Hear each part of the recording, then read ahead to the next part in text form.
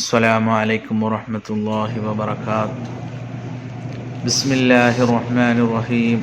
അസ്സലാത്തു വസ്സലാമു അലൈക യാ സയ്യിദി യാ റസൂലല്ലാഹ്. നാം ഈ കാണുന്ന പൂ മദീനയിലെങ്ങും സുലഭമാണ്.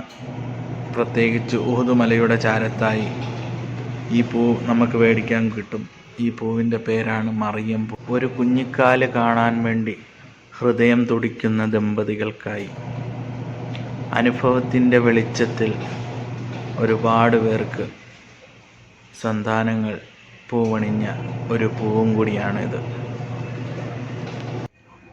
5 നേരം നമസ്കരിച്ചുകൊണ്ട് ഏതെങ്കിലും ഒരു നമസ്കാരത്തിൻ്റെ ഇടയിലായി അല്ലെങ്കിൽ ഇശാ മഗ്‌രിബിന് ഇടയിലായി ഒരു പാത്രമെടുക്കുകയും അതിലേക്ക് 1 കപ്പ് വെള്ളമൊഴിക്കുകയും സംസം വെള്ളമുണ്ടെങ്കിൽ അത്രയ്ക്കും നല്ലത്.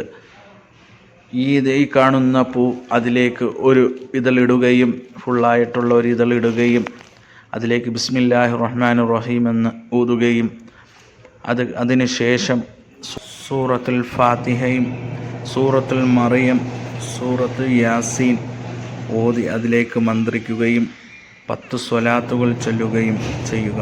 ഇങ്ങനെ 41 ദിവസം ഓരോ ദിവസവും ഇതേ കണക്കോതി അതിലേക്ക് മന്ത്രിച്ചോതുകയും 41ാമത്തെ ദിവസം സൂറത്തുൽ ഇബ്രാഹീമും കൂടി ചേർത്ത് 4 സൂറത്തുകൾ ഓതി മന്ത്രിച്ച് റബ്ബിലേക്ക് 2 റക്അത്ത് സുജൂദിൽ കിടന്നുകൊണ്ട് അവിടുന്ന് പൊട്ടിക്കരഞ്ഞുകൊണ്ട് എനിക്ക് എൻ്റെ ആഗ്രഹം നീ നിറവേറ്റണേ റബ്ബേ, എനിക്ക് നീ സന്താനത്തെ നൽകണേ എന്ന് ഹൃദയത്തിൽ തട്ടിക്കൊണ്ട് കരഞ്ഞുകൊണ്ട് റബ്ബിനോട് തേടിയാൽ തീർച്ചയായിട്ടും റബ്ബ് സുബ്ഹാനഹു തആല ഉത്തരം നൽകാതിരിക്കുകയില്ല.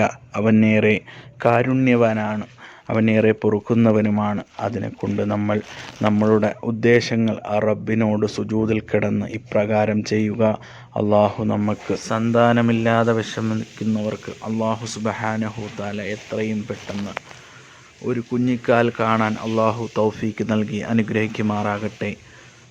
സന്താനങ്ങളുള്ളവർക്ക് അവരുടെ മക്കൾ സ്വാലിഹീങ്ങളായി നല്ല ദീനിന് ഉപകാരികളായ മക്കളായി അള്ളാഹുവിൻ്റെ മുത്തഖീങ്ങളിൽ നമ്മളെ എല്ലാവരെയും അള്ളാഹു ഉൾപ്പെടുത്തി അനുഗ്രഹിക്കുമാറാകട്ടെ.